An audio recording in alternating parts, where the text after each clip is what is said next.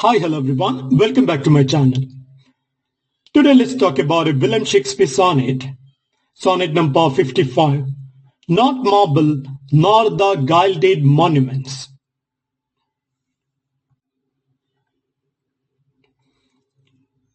Shakespeare sonnet number 55. Not marble, nor the gilded monuments. Published in 1609. William Shakespeare, 1564-1616. In Sonnet 55, Shakespeare asserts that the beauty and memory of his beloved, or the subject of his praise, will outlast even the grandest human monuments.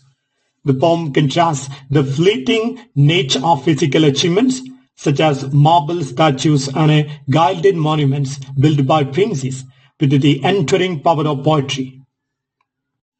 By declaring that his powerful rhyme will immortalize the subject far beyond the decay wrought by time, war, and nature, the poem celebrates art's ability to preserve memory against the ravages of time. Let's analyze the themes in the work. Immortality through art. The central theme of the sonnet is the triumph of poetry over time. Shakespeare confidently claims that while stone and gold will eventually crumble or be destroyed by wasteful war and the broils of nature, the verse will live on as long as people exist. This idea suggests that art, through its ability to capture and preserve beauty and memory, is a form of eternal life. The next theme, transience versus permanence. The poem juxtaposes the impermanence of physical monuments with the enduring nature of literary creation. Material objects, no matter how impressive, are subjected to decay and destruction. In contrast, the immortal lines of the poem promise to keep the memory of the subject alive forever. The next theme, the power of language. By elevating a rhyme above physical structures, Shakespeare underscores language's capacity to transcend the limitations of time. The sonnet celebrates the creative act as a force capable of outlasting even the most monumental human endeavors. Now let's analyze the key motifs and symbols. First of all, monuments, that is marble and gilded. Marble and gilded monuments symbolize human efforts to create lasting legacies. However, these images can evoke the idea that human creations, no matter how grand, are vulnerable to the inevitable decay of time and the destructive forces of war. The next motif and symbol, destruction by time and conflict. References to wasteful war and the work of masonry being uprooted serve as metaphors for the relentless passage of time and the forces that destroy physical legacies. This motif highlights the ephemeral nature of worldly power and material achievements.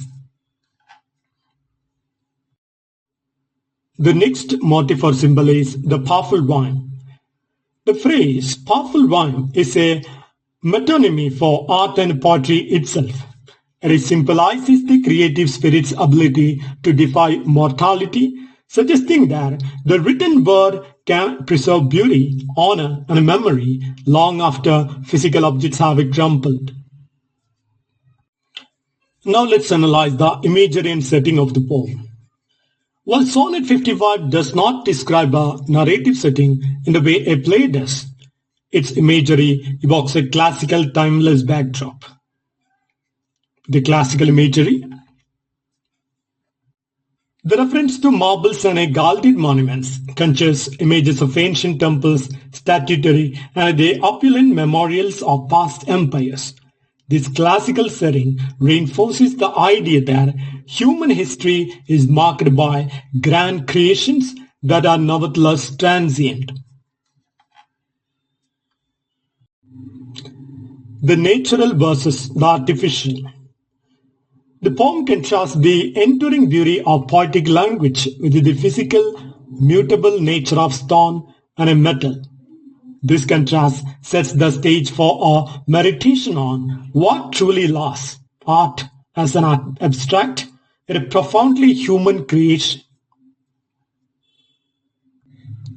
Now, character elements.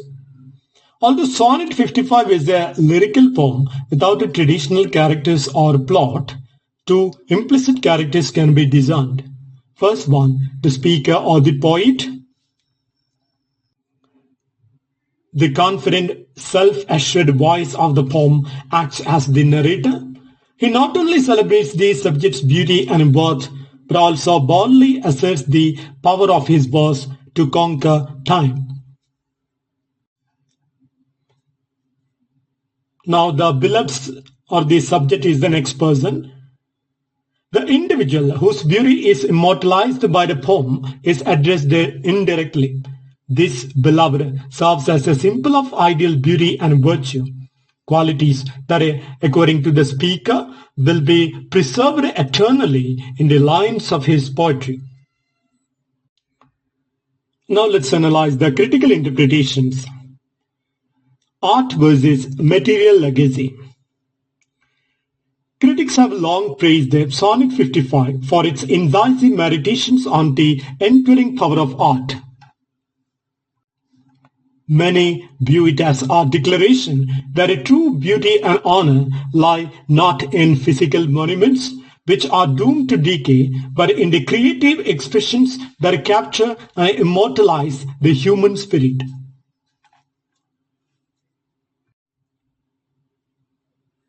Confidence and defiance. The sonnet's tone is assertive and almost defiant. By proclaiming that his powerful rhyme will outlive even the grandest human constructions, the speaker exudes confidence in the power of literature.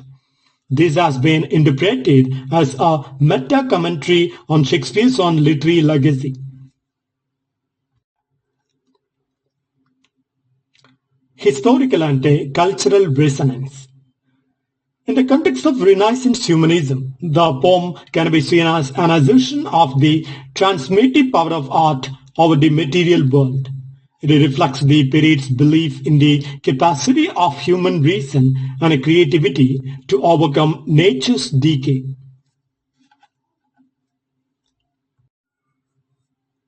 Literary innovation. The sonnet is celebrated for its elegant structure and economy of language. Shakespeare's ability to encapsulate profound ideas about time, memory, and creativity in just 14 lines has been a subject of admiration and a study in literary criticism. Now let's go to the line-by-line analysis of the poem.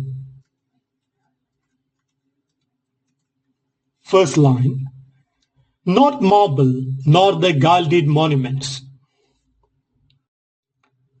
This opening line immediately sets up a contrast between man-made physical memorials like marble statues and gilded monuments and something far more enduring.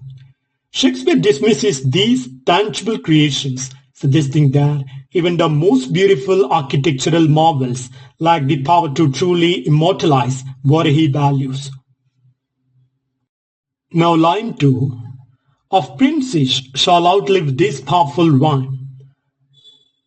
Here the poet claims that no work of stone commissioned by princes can outlast the powerful rhyme of his verse, and asserting that his poetry will endure beyond the ephemeral glory of monuments, Shakespeare elevates the written word above physical artifice, offering art as a timeless memorial.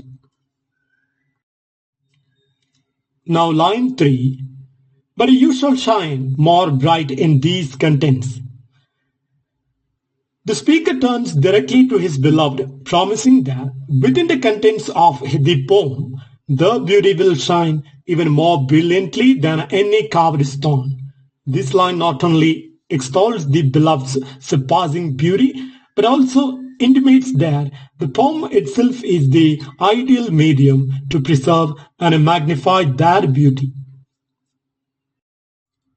Now line number 4. The unswept stone besmirched with a sluggish time. In contrast to the purity of his verse, Shakespeare describes physical monuments as unswept stone, marred by sluggish time, that is, a personification of time as a careless force that it degrades when a finest works. This vivid imagery underscores the theme of decay and the inherent vulnerability of material things to the ravages of time. Now line 5. When a wasteful washhall statues overturn.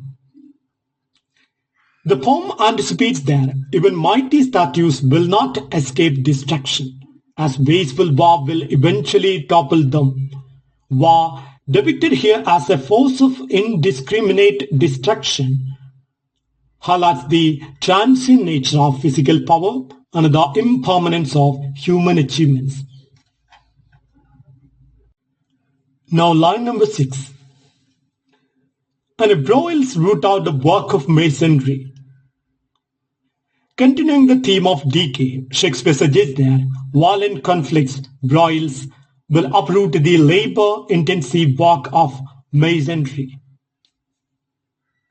This line reinforces the idea that even the most carefully constructed monuments are vulnerable to the chaos and brutality of human strife. Now line number 7.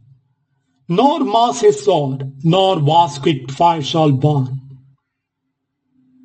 Invoking Mars, the Roman god of war, the speaker asserts that not even the god's sword or the fierce flames of battle can destroy the living record of the beloved's memory. By referencing classical mythology, Shakespeare underscores the inevitability of physical destruction while setting the stage for art's triumph over time. Now line number 8. The living record of your memory. This line completes the thought begun in line 7 by identifying the living record as the cherished memory of the beloved.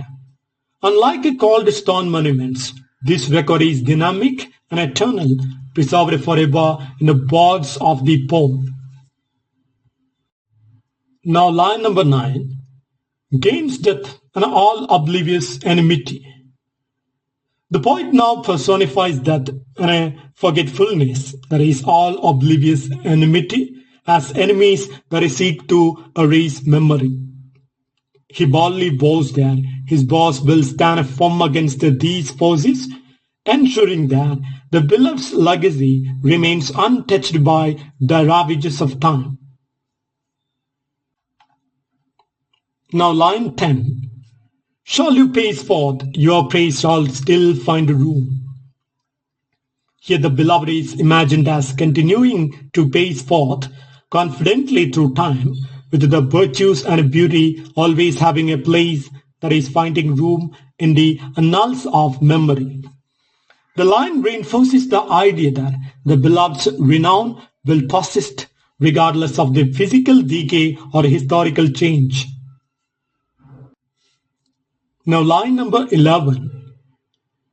Even in the eyes of all posterity, Shakespeare extends his promise into the future, declaring that generations yet unborn, that is all posterity, will continue to admire and remember the beloved. This universal appeal emphasizes the timelessness of the poem's immortalization. Now line 12. And in the immortal lines of this your poem. This self-referential line highlights the power of poetry itself. By placing the beloved's memory within immortal lines, the poet ensures that the beauty and virtue will never fade. It is a bold assertion that art, unlike stone, transcends the limitations of mortal time. Now line number 13. So, till the judgment that yourself arise.